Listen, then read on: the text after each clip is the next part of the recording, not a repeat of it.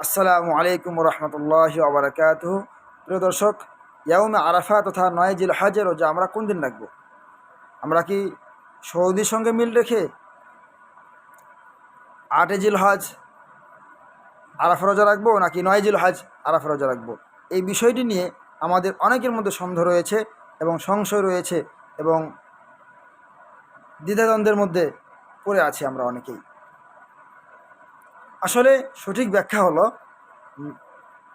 আমরা ৯ জিলহজ আমাদের দেশের হিসেবে আমরা রোজা রাখবো। কারণ ইয়াউমে আরাফা এটি কোনো স্থানের সাথে সম্পর্ক নয়।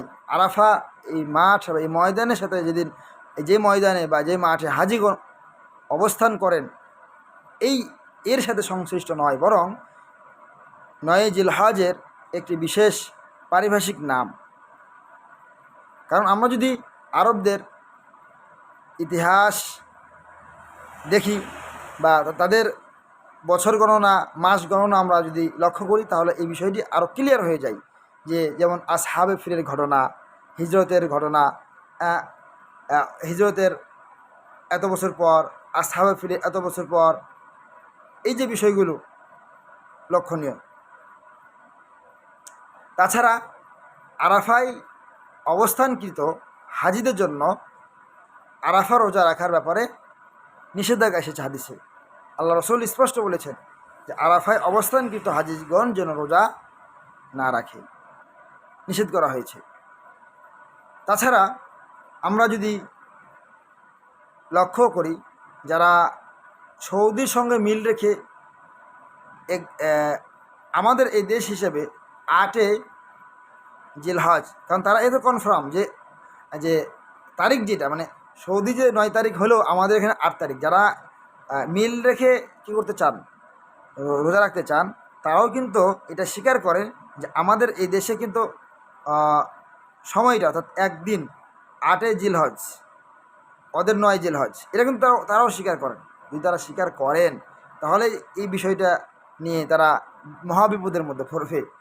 যেমন আমরা জানি যে আইয়ামে তাশরিক অর্থাৎ ইয়াউমে আরাফার পরের দিন হচ্ছে ইয়াউমুন নাহার। আর ইয়াউমুন নাহার,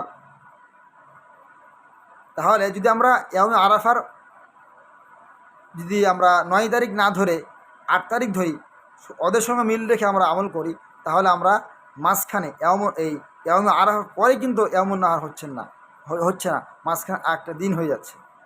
তাছাড়া আমরা যদি আইয়ামে তাশরিকের যে রোজা রাখার যে বিষয়গুলো আপনারা যদি খেয়াল করেন, তাহলে এটাও স্পষ্ট হয়ে যায় যে ইয়াউমে আরাফা যেই দিন, এই দিন থেকে কিন্তু কি হয়, আইয়ামে এই তাকবীর বলা শুরু হয়।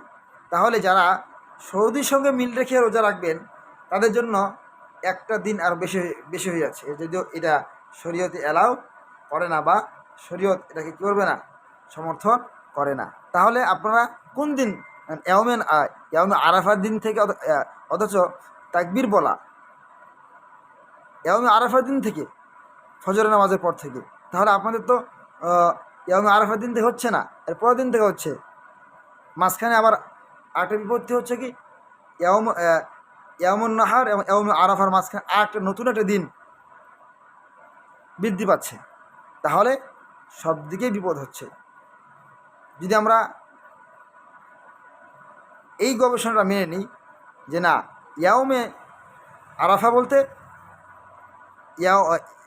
জিলহজের ৯ তারিখ, তাহলে আমরা নিরাপদ থাকি, সমস্ত মানে বিপদ থেকে বা প্রশ্নের মুখোমুখি আমরা হই না। আশা করি আপনারা হয়তো বুঝতে পেরেছেন। আল্লাহ তাআলা আমাদের সবাইকে সঠিকটা বোঝার এবং আমল করার তৌফিক দান করুন। আমিন।